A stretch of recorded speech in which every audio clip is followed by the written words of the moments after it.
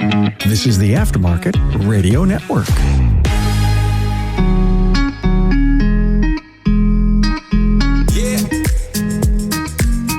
Welcome to another episode of Speak Up Effective Communication, the show focused on elevating our communication, leadership, and speaking skills in the auto repair industry. I'm your host, Craig O'Neill, and with me today, my guest, my friend, CEO of AutoFlow, my boss, Chris Cloutier. Thanks for joining me, Chris. Hey, Craig. Thanks for having me. Oh, thanks for being with me. We have a great topic as we're going to reflect and just re-experience together the impact of our experience at Vision 2025. It was great. And there are reverberations of this that I have noticed since the event. And that is our word of the day. We do a word of the day on the podcast now each time. Reverberation. There, got it. First try. And we'll define that word after we hear a word from my sponsors who make this show possible. Did you know the Institute helps shop owners scale to multiple locations? We're the solution for building productivity, profitability, and growth.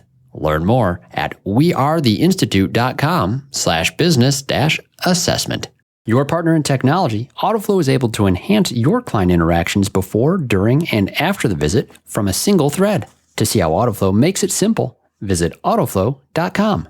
Are you tired of juggling multiple tools to manage your auto repair shop? Say goodbye to the chaos and hello to streamlined efficiency with AutoLeap, the #1 all-in-one auto repair shop management software. With AutoLeap, you can sell more, save precious time, and delight your customers with every interaction. Your trusted companion, ShopDog Marketing, is right by your side, attracting the best customers and building long-term growth. Call ShopDog Marketing today or visit shopdogmarketing.com. Supercharge your auto shop with Inbound, AI-powered communication analytics and phone service for your professional shops. Visit callinbound.com. All right, we're back. Reverberation is the word of the day. I got it right this time. It's a noun. It's a prolongation of a sound or a resonance, but it's also, and this is why I chose this for this topic today, a continuing effect. A repercussion. And that is why reverberation is the word. So, Chris, I've been feeling these reverberations from Vision. I think it's just really nice. Thanks for joining me. Thanks for sitting with me at this time now. And man, let's reflect. Talk about how this went. Yeah. Man, great word. Reverberation, Craig. That's also a musical term. So me not being super educated because I am a musician, actually know that word. So I can use reverberation in our conversation today. That's wonderful. Let's reflect. Where do you want to begin, Craig? Because it was a wonderful, wonderful conference. Let's just say this, shout out to Vision.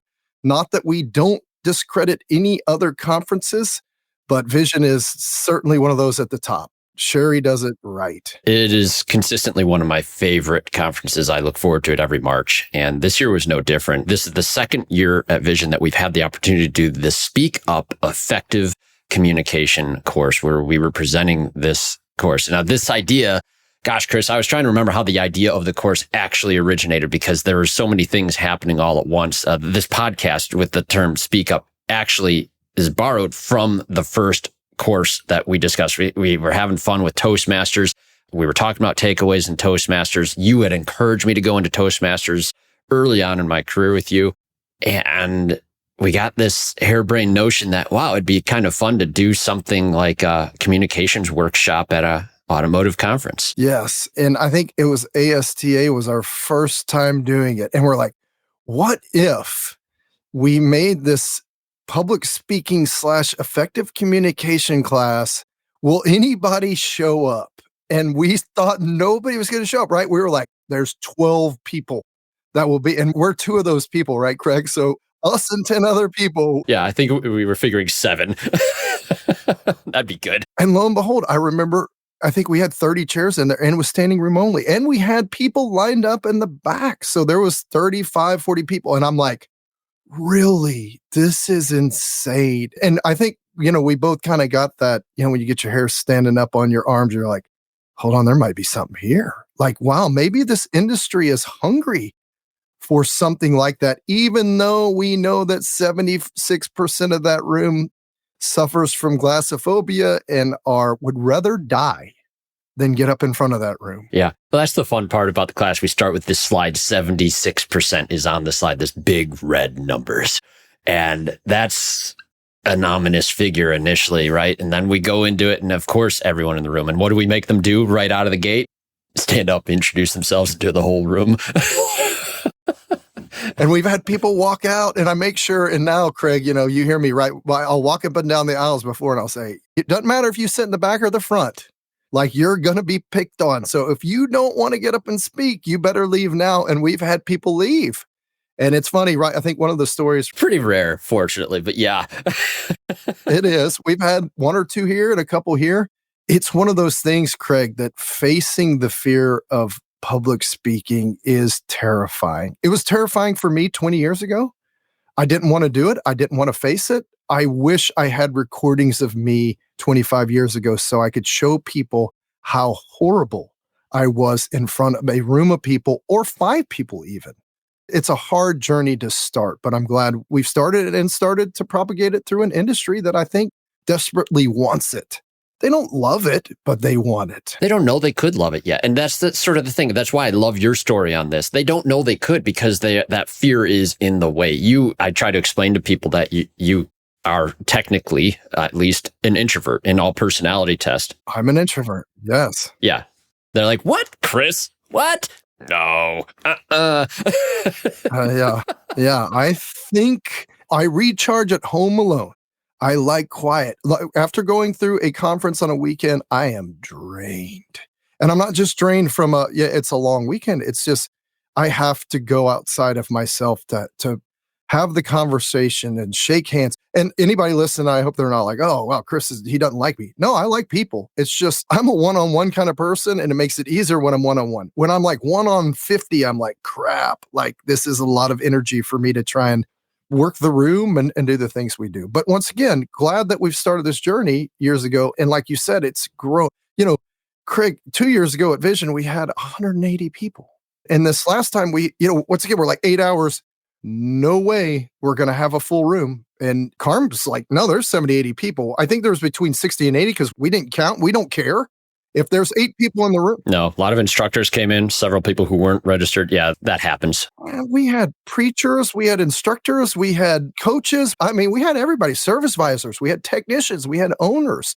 The lay of the land was plenty. Yeah. In every instance that we had done this class, you missed one of them, I remember, because at STX, we also did this after ASTA. Yeah, your mother-in-law had passed away. You had to leave. We were expecting to co-teach 2 other courses at STX, and you weren't able to be there. And that room was about another 30 people at STX. Went well, and definitely missed you, but fortunately there was a lady that wandered in who happened to be a veteran Toastmaster who was able to do the evaluation. It was miraculous. It was really cool. But when we got to Vision, it was 2024 Vision, and we didn't know how many people were in the course initially. It was like, it's in this ballroom. And then when asked, how many people registered for the class, we expected another 30 people. That seemed to be the number. And 186, like, oh, okay, cool. For one, Chris, there's 186 people. Very quickly, we had to figure out how this more intimate setting had to be adjusted on the fly to handle people at those tables.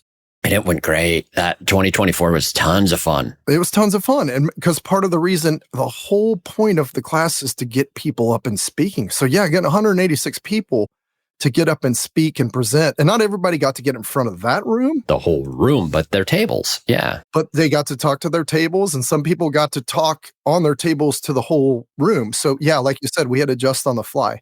And that's one of the things that me and you talk about. Is like, people always say, hey, once I start this journey, and I know we're going to talk about this later, like, what do I need to do? Well, practice. Get up and talk. Like, you have so many opportunities in a day and a week to get in front of people. So it's encouraging to see people coming to these and then practicing. Because they know, I think now when they come to us, most people know, hey, I'm going to get up and talk. I'm going to get up and butterflies, be damned. I'm doing this. And that year, 2024, one of the most prominent points that I remember, it came up over and over and over again throughout the rest of the week that year, was everyone coming up and saying, oh, Noah was amazing. Noah was great. Noah Tracy came up. He did the speech, nervous as heck. And Brandon, who was on stage managing slides for us, described that stage as like shaking from the nerves. But everyone loved him. And that's what everyone remembered from the class, right? You heard the same thing. Craig, we talk about this, like, how do you connect with people? It's being vulnerable. And people love people who are vulnerable. They don't like people who brag and are, look at me, I'm kick-ass. They like people who are real because they want to know that you bleed like them, that you cry like them, that you laugh like them.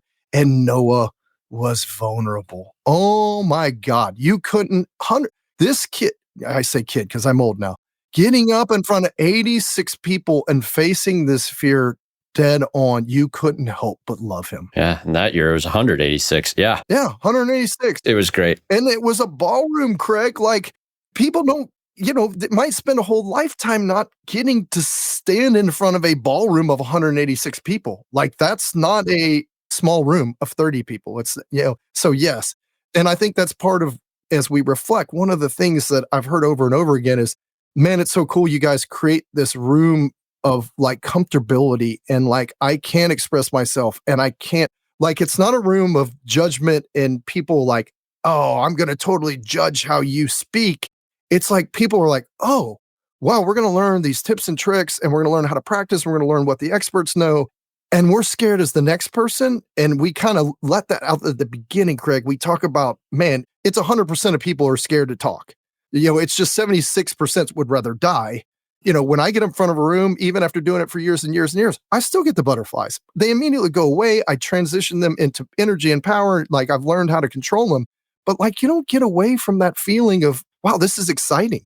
Like, and that's good, right? So creating that atmosphere to where people can become vulnerable and they can face their fears. I think that's one of the really cool things about the class that we're doing is creating this environment where it's a, trust environment, a comfortable environment where you can be vulnerable. Yeah. Setting the stage for that environment was key. And I think vulnerability is key. And that's, I think, why this year it was an interesting thing for fast forward now to 2025. The big difference between the course is that, all right, let's do this as an all day. I remember registering. It's like, we can do it as a 3-hour, we can do it as a 4-hour, we can do it as an all day. Let's go all day and let's see how that goes. And it was accepted. And I wasn't sure. Is that going to get the same amount of people? Probably not. And it didn't. And that's okay. But we've always felt that there was need for more time at the end of the class. Like there was a lot more that like we felt rushed every single time at the end. So this was good to have the space.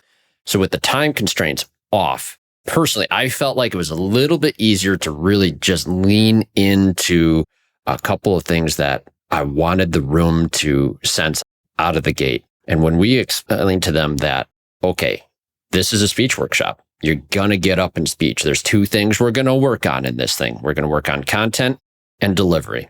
Content is going to be real simple because we're going to ask you to speak about yourself. You may remember one of the things that I really wanted to drive home on this is like, I know bringing that up for a room of people nervous about speaking, they got this little voice in the back of their head and they're thinking, no one wants to hear about me. No one wants to hear what I have to say. I can't get up and talk about me. Can I talk about something else other than me? And it's like, all right, number one thing, you want to become a more effective communicator.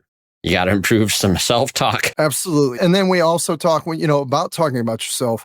People are unconfident, but then the one thing that we say, nobody can tell you you're lying about your own story, right? You can get facts wrong. You can get figures wrong. You can get other stories wrong. But when the story is about yourself, guess what?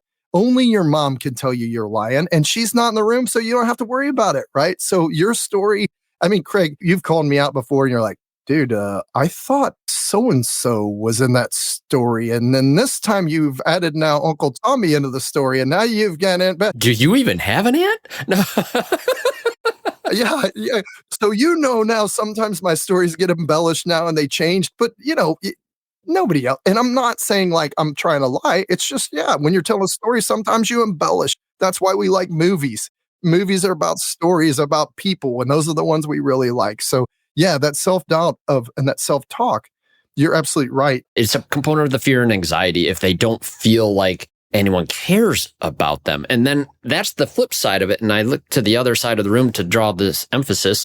That means, okay, some of you are also thinking, oh, great, we're going to sit and listen to a bunch of speeches about all these other people. I don't care. I don't want to hear them. I don't want to listen to this. I'm here to learn. And I was just, well, hey, you're still a participant. And number one thing, if you want to become a better communicator, you have to care about other people and you have to be able to listen, right? And I feel like that resonated and set the stage for like, audience, you are an active participant in helping these other people overcome these fears that they have. And that's a beautiful thing. Even if you yourself don't get up and speak, you're going to still feel something and you have a role to play too. Absolutely. And just going to the stories about yourself and stories in your journey in life. And it is, once again, if you can make it relate to that point you're trying to make, and if you have a little bit of vulnerability in the story, it immediately creates connection with other people. Because as I said, like, Craig, one of the things I talked about, I didn't bring up the go-kart thing, but I said I'm a musician, right? And then I'll ask how many musicians are in the room, who plays guitar, who doesn't. And then immediately have connection with 5 people in the room. Yeah, done. Immediately 5 people like, yeah, totally. Oh, Chris, after class, oh man, yeah, I remember when I used to go gig in at night and the 4 a.m. load-ins and checkouts, you get paid $25. And so immediately when you start telling your story, it allows people to connect to pieces of you. And so it does become important. People do want to hear what you have to say. The top shops in the industry don't stop at one location. At the Institute, we work with shop owners who want to expand, whether it's opening a second shop, acquiring new businesses, or building systems for long-term growth. Some of our clients are aiming for hundreds of shops, and we're helping them get there. Ready to scale? To get started, visit wearetheInstitute.com/business-assessment. It's time for today's Suck Less Spotlight from AutoFlow. Today's spotlight is on advisor eye twitches. Listen, clients like to stay informed throughout the repair process, and studies indicate clients are most satisfied receiving text updates versus phone calls. But call you they will, interrupting everything from estimating to quality conversations and your game of solitaire. That is, unless you text them first using AutoFlow. With AutoFlow's automated text updates, your phone only rings for the right reasons. That way, with less phone interruptions, your eye twitch will definitely suck less. For this and more things that could suck less, visit AutoFlow.com. Say goodbye to the chaos and hello to streamlined efficiency with AutoLeap, the #1 all-in-one auto repair shop management software. No more headaches, no more wasted hours, just smooth operations and happy customers. But hey, don't take our word for it. Experience the magic for yourself. So what are you waiting for? Head over to AutoLeap.com and book a demo today. Let AutoLeap revolutionize the way you do business. Do it all with AutoLeap. AutoLeap, where efficiency meets excellence. AutoLeap is by your side every step of the way. Want to see your auto repair shop thrive? Are you looking to drive more customers to your auto repair shop? Let ShopDog Marketing be your guide. Our customer-first approach, combined with AI-driven creative content, ensures top rankings. Dominate mobile first and voice search with our specialized expertise. Reach out to ShopDog Marketing today and start growing your business. Don't miss out on this chance to boost your business. Visit shopdogmarketing.com. Inbound has exclusively served independent auto repair shops with expert communication solutions for years. Our robust VoIP platform ensures you stay connected while our industry-leading AI analytics take your business to the next level. We provide the tools you need to understand your customers and optimize every interaction. Choose Inbound for proven expertise and unmatched innovation. Visit callinbound.com and discover the difference we can make. Brings to mind another thing that happened in this class too. You have a proverb on one of the slides. And what ended up happening is that resonated immediately with other people in the room. And it's like, it got a little spiritual at multiple times. We didn't really bring church into the class, but it felt for a couple of times there then that church kind of came in as some of the people who really respected, especially the biblical elements of that. It opened them up a little bit and like, oh, okay, this is a safe audience to talk about this thing. And there's a lot of similarity there. And here's the thing, Craig, as trainers and as people, I think that I don't want to push religion on anybody. Absolutely, you don't either. I don't think it came out that way. I don't think anybody ever is like, I'm going to be saved when you tell me, if you're not a Christian, you're going to hell. Pretty sure that's never been an effective way for Christians to convert people. Maybe when they had their swords at their head and they're like, I'm going to chop your head off back in the Crusades if you don't profess your love of God. But pretty sure that they had a lot of resentment towards that. All we were doing, and it's interesting, right? When you allow people to have that space and that comfortability, like a lot of people's lives are testimonies, right? And you can't deny if they believe something. You can't say, well, that's not true, right? And that's, I think, once again, goes back to this allowing the room to be fertile. Tell your story. If your story happens to be a testimony, nobody's going to deny your testimony. They can say, well, I don't believe in God. That's fine. I have people tell me that all the time, Craig. I'm so okay with that. I'm like, dude, and Chris, are you a Christian? I'm like, let me be completely honest with you. I am the kind of Christian that I hope Jesus will come hang out with, which means that I'm a sinner. It means that I know I make mistakes. Like, I'm not going to judge you, right? And don't see this as a judgment. And when people were getting up there and they were telling their stories and there was aspects of God and religion in there, they were just saying how he's influenced their lives, right? It wasn't in a judgmental type thing. It was awesome. Exactly. It was good. And all that happened was you had this simple proverb. It was Proverbs 12, 18 through 28. Rash words are like sword thrusts, but the tongue of the wise brings healing. Is the snippet that we put down there. Yeah. You know what? I use that, but Proverbs, a righteous man falls down 7 times and gets back up again, which is back to the Chinese proverb, man falls down 7 times, 8 times. There's so many biblical things that are actually business related. We just distract it. So I'm not going to hide who I am, Craig. I never will, on Carm's show, on all the radio shows. I'm okay with professing. I think that was just it. To hide something that is on your heart would not be authentic and genuine. And what we provide is you can be authentic and genuine regardless of what it is. A lot of times people feel like, oh, I can't bring religion or politics or family matters or business matters in, whatever the context of the situation is. In this particular context, we tried to strip it down to a point where people just felt comfortable. And that means that sometimes those, I guess, for whatever reason, controversial topics, it never got controversial. I think everyone was smart on that. We never even had to tell anyone not to bring politics in. It just stayed out. And Craig, we talk about this in content, like, know your audience, know your room, like use of curse words. Is that smart in a room full of auto repair shop technicians and service writers? You can probably get away with a couple of curse words and they're probably not going to be super offended. If you were in church and you're a preacher and you're throwing out the F-bomb, you're probably going to lose your congregation. So knowing your audience and being comfortable with your audience is important, right? I don't think that, once again, we didn't discourage it. And Craig, let me bring up this point, which I think is an important point. Me and you have talked about this, and we just talked about this a little earlier.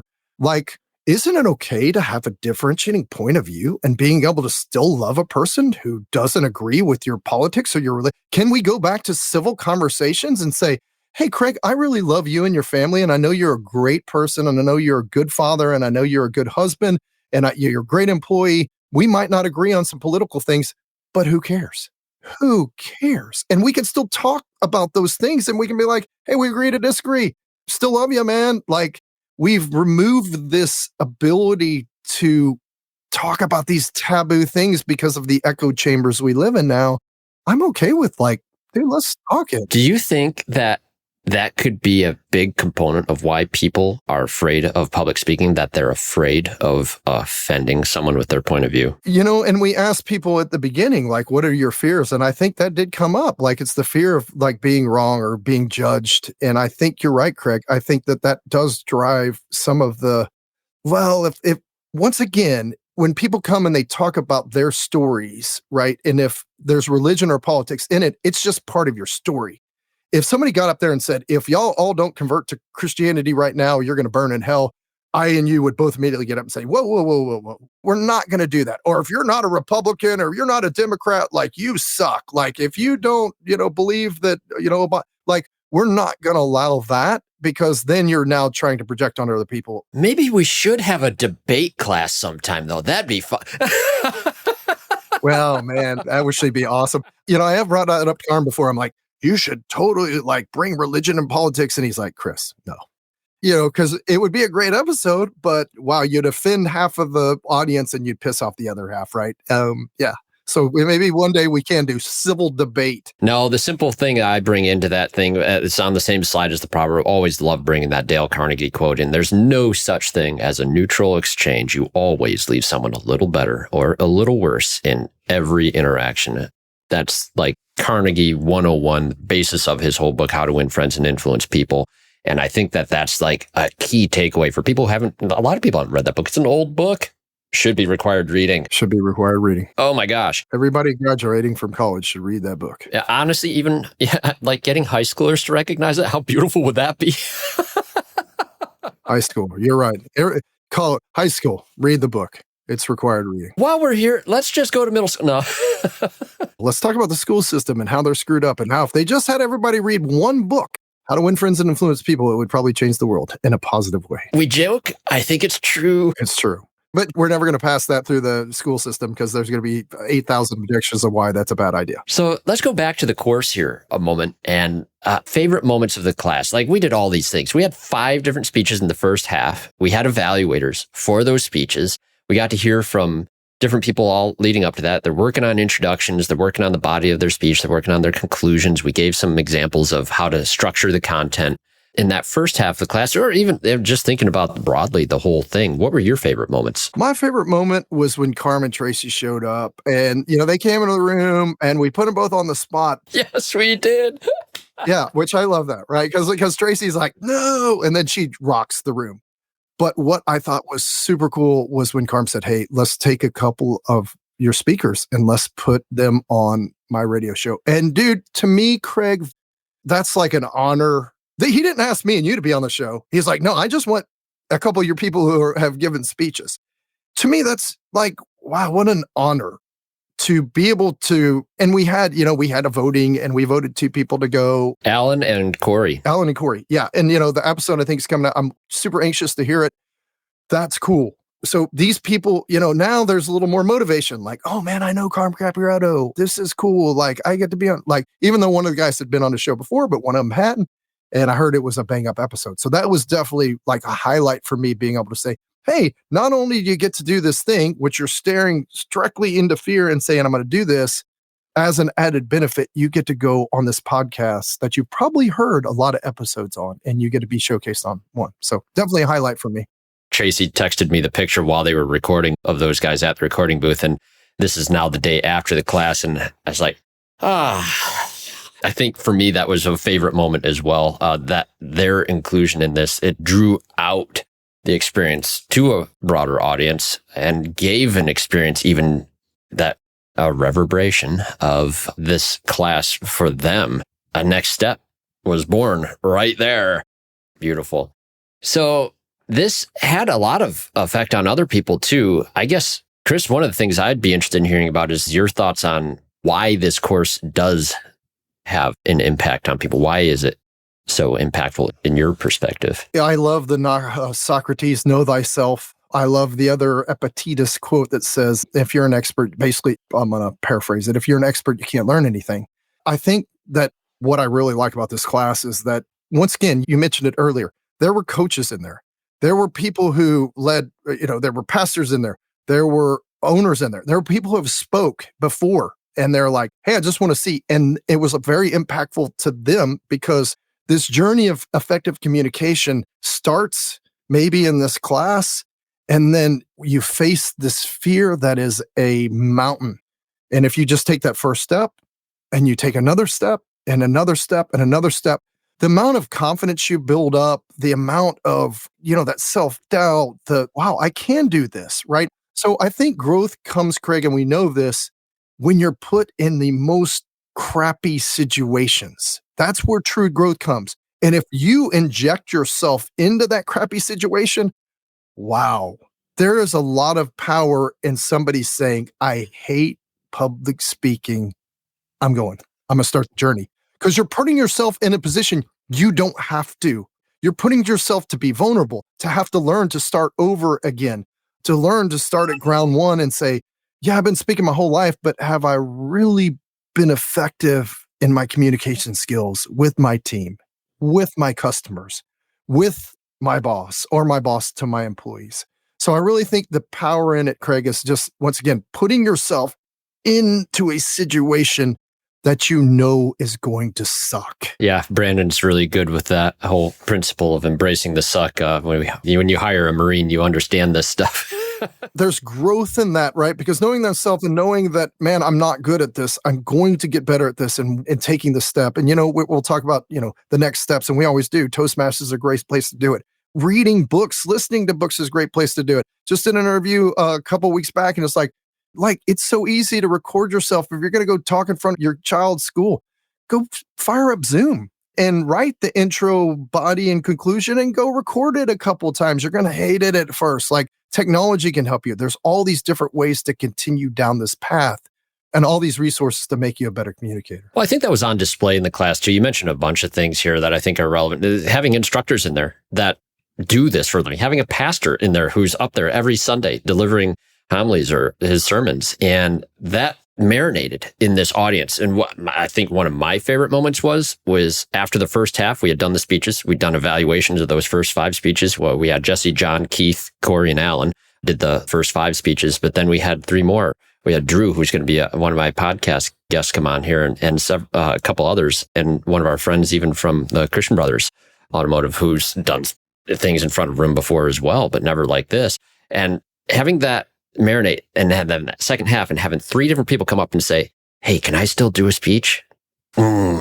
Yes, we're going to make this happen. And we did. And it created the opportunity. Sometimes it's like that, right? People just need that little bit of time and then they come on into it. And I think for me, that was one of the biggest benefits of having this be a full day thing too. I went to this conference one and it was Never Split the Difference. The author of Never Split the Difference, I can't think of his name right now. I should.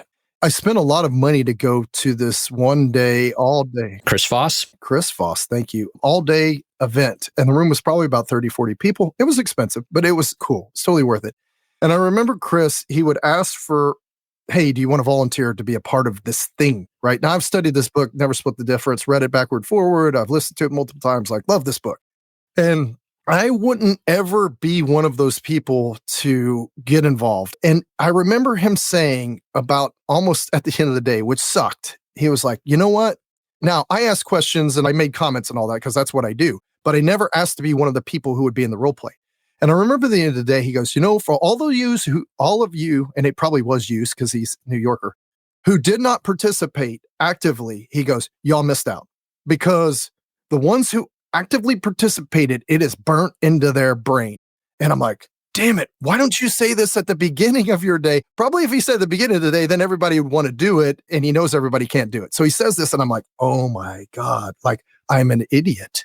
I spent all this money and I could have been actively involved. So you're right, Craig, in our class, we try and get everybody actively involved. Because of the sizes, we only get so many people get to go up in the front of the room. So yes, those people who take that opportunity to go to the front of the room, man, Craig, you know what's going to happen in the back of their head. It's just going to nibble away. Oh, you know it is. When are you going to do it again? When are you going to join Toastmasters? Next time I'm going to do it. Yeah. Oh, you get an opportunity to go speak for your child's school. You going to go do that? No, I don't want to. It's that battle back and forth. You know how it goes. I do. I know all too well. There's so many times. And all of us have those stories where, gosh, I wish I would have.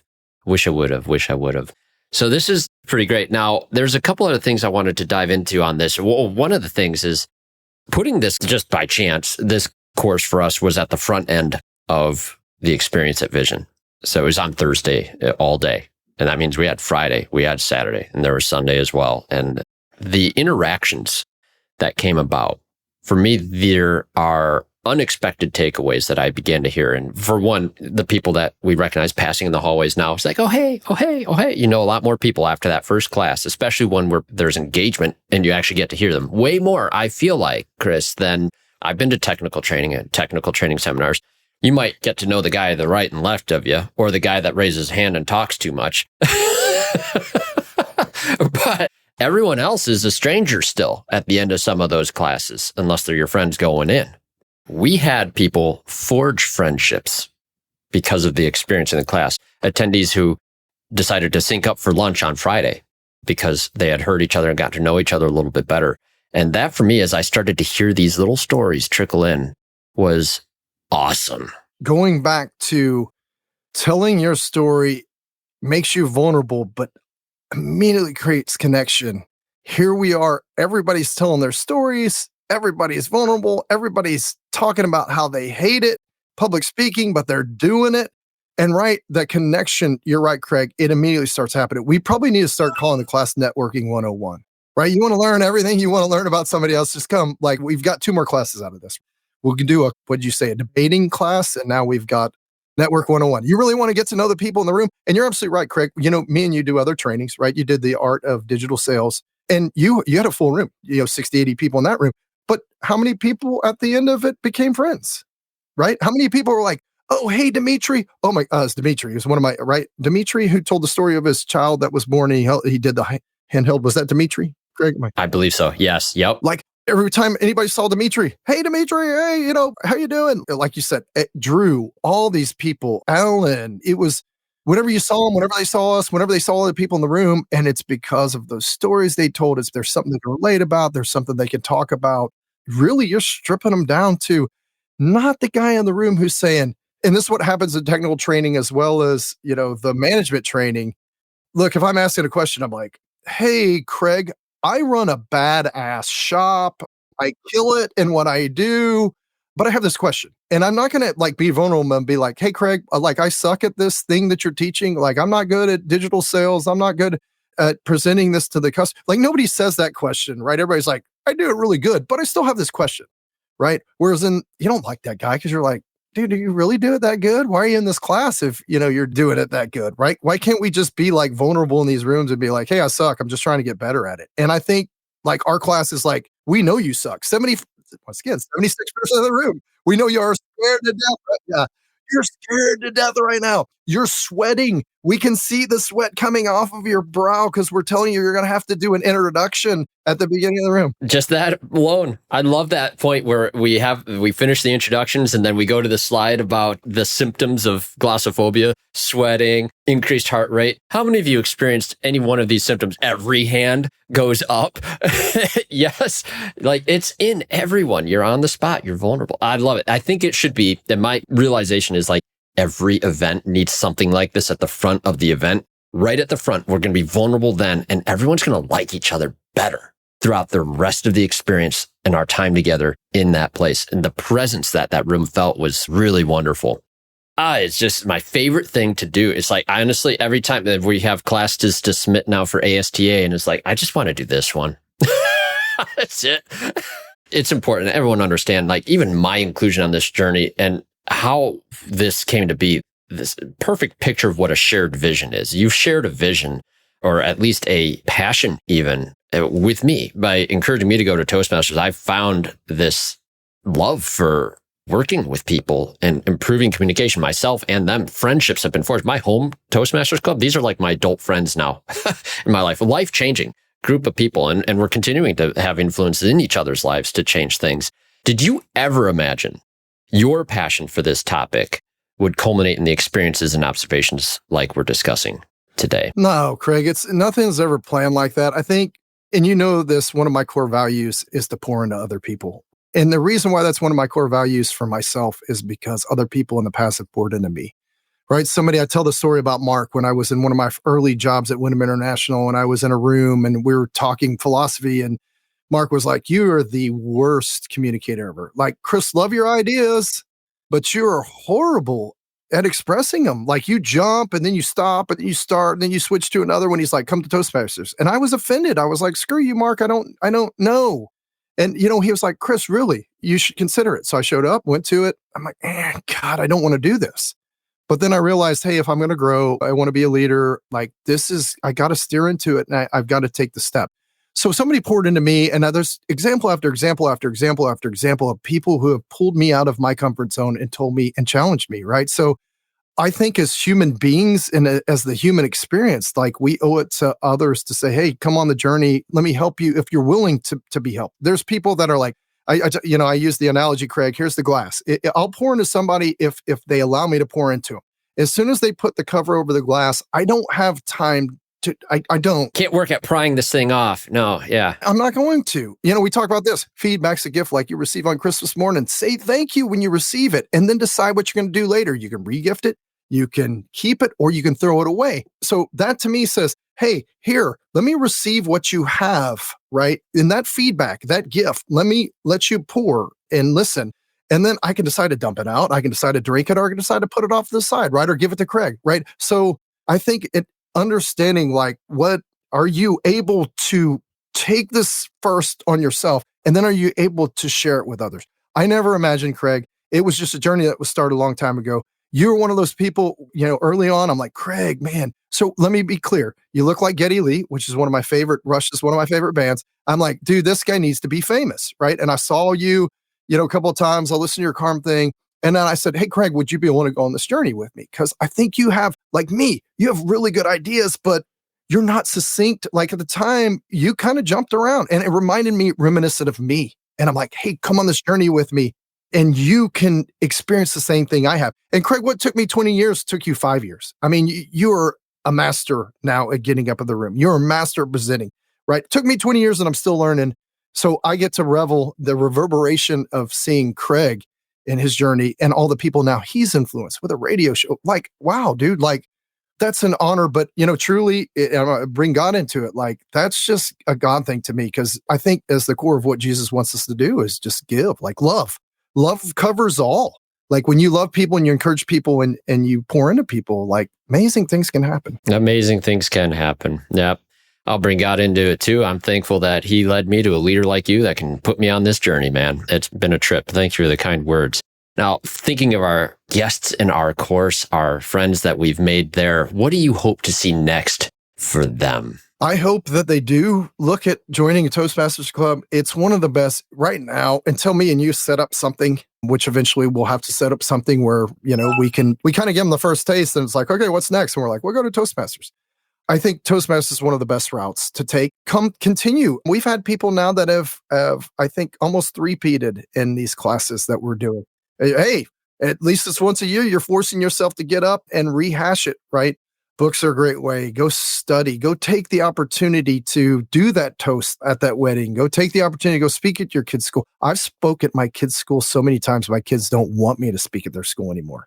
Or they're like, nope, Dad, don't get to. Sorry. And I'm like, but I'm really good. But they're like, nope, we're old now and we don't want you here. And I'm like, okay. Because I don't pass up opportunities to speak, Craig. I do, but they're very rare when I do, right? It's a time constraint if I have to pass it up is the thing. So, practicing. And then the more you can learn, we talk about this in the class, peeling away those layers of the onion and realize there's an art to speaking. There's an art to communicating. Know those ins and outs, right? And it will make you a better and more effective communicator. Refining those skills will make it less tempting to avoid those opportunities to speak, I feel like. And once you have that confidence. Craig, alls and ums. I'm pretty sure Tracy's only going to have to cut out like 3. I don't think we've had many. That's pretty good. I think I heard 1. That's pretty good. It's great. We're making her job easy. Hopefully Tracy's laughing right now. That'll be in the future. She'll be laughing at, oh, really? Did Chris just call me out on after post? Yes, I did. Nope. I got to you missed the Toastmasters meeting this week for the online club for the automotive industry. Remarkable results, Toastmasters. It was her birthday. Happy birthday, Tracy. Yes. She'll also see that hopefully in post. So, oh, she will. She gave a great introduction about the anxiety that she normally has for her introduction, even to our online Toastmaster meetings, and how we threw her on the spot. And she didn't get to have that week and a half of anxiety about her message that she's going to have. She had like an hour and a half tops, probably less than that, to then stand in front of a group of people. Again, I'll say this. One of my favorite takeaways for that class is she got to basically function as the presiding officer of the second half of the meeting. And I think it's so important as president of our online Toastmaster Club that she had that live experience in front of the room. It's so much better. Online is great because it covers vast distances, but there's nothing better than being in the room with people and experiencing that. I agree. Yeah, even this distance between us here in Michigan and you in Texas right now. Chris, thanks for joining me in this conversation, dude. Been wonderful, Craig. Absolutely on my radar. I just couldn't wait to do this. I felt like things are so busy at the end of Vision. There's all this stuff going on in the company anyways. We don't usually just get to sit down and do this. I feel like we just missed this time to just sit and reflect. Reverberate. Yeah, let it happen. There it is. Reverberation. That's ruminate. Sorry, wrong word. Ruminate. Ruminate too, yes. But thanks for allowing me to reverberate some of your passion into this topic as well. Your sponsorship and leadership over this has mattered. And folks, thank you for all listening here to this as well. This conversation has been important to me to have with Chris. I hope you very much enjoyed hearing from him as well. I know you have. And don't forget, there are some other great shows here on the Aftermarket Radio Network. Carm Capriato, we mentioned him, and Tracy, of course. There's Remarkable Results Radio And then there's also diagnosing the aftermarket A through Z with Matt Fonslow. We saw him at Vision. Matt, by the way, folks, is not a jerk. He just acts like one sometimes for fun. No, he's a great guy, great sense of humor. And Hunt Demers, business by the numbers, accounting doesn't have to suck either. Hunt Demers makes it fun. Quite the character himself. You'll enjoy him. And Brian and Kim Walker with the Auto Repair Marketing Podcast. Chris, I'm sure you saw they just put out a really funny ad video where Brian's pretending, like making fun of the way people market technicians with their coveralls and the big wrenches. It's hilarious. Such a great piece. And Coach Chris Cotton, had a recent conversation with him as well, but you can listen to his weekly blitz here on the Aftermarket Radio Network. Once again, thank you to the sponsors. Thank you, Chris, for making this show possible. Now, get out there, folks. Listen up before you speak up and keep speaking up. Keep that practice going. Thanks. You've been listening to Speak Up, Effective Communication with Craig O'Neill on the Aftermarket Radio Network. Follow Craig on your favorite podcast listening app and on his YouTube channel. Let him know what you'd like him to speak up about. Craig is all for advancing the automotive service aftermarket.